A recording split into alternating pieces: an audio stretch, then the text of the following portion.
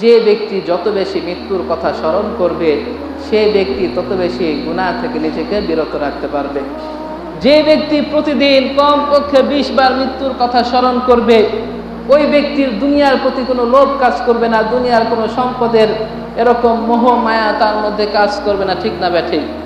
এজন্য আল্লাহ তাআলা বারবার কোরআনের ভিতর জানিয়ে দিয়েছে, ও আমার বান্দা, তোমাকে কিন্তু মৃত্যুর স্বাদ গ্রহণ করতেই হবে।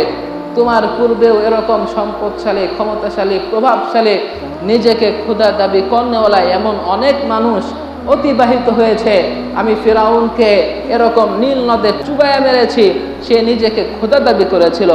আমি নমরুদকে ল্যাংড়া মশা দিয়ে তাকে এরকম মৃত্যু দান করেছি, সে নিজেকে খোদা দাবি করেছিল।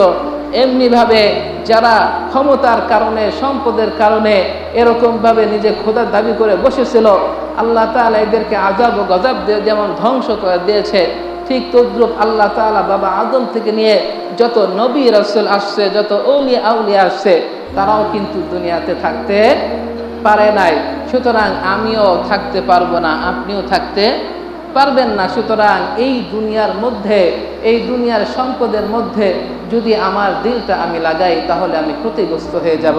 এজন্য আল্লাহ তাআলা বারবার আমাকে স্মরণ করা দিতেছে, বান্দা, দুনিয়ার মোহে পড়া যাবে না, দুনিয়ার ভালোবাসায় নিজেকে এমনভাবে লিপ্ত করিও না যে তোমার দুনিয়া কামাই করতে করতে তোমার আখিরাত তোমার থেকে ছুটে যায়।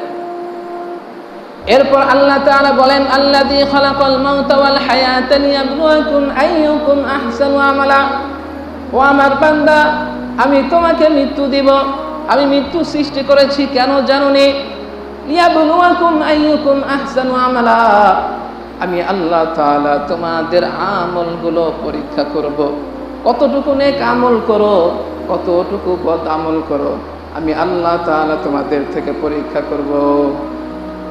আমি কতটুকু নেক আমল করলাম, কতটুকু বদ আমল করলাম, আল্লাহ আমাদের থেকে পরীক্ষা নেবে।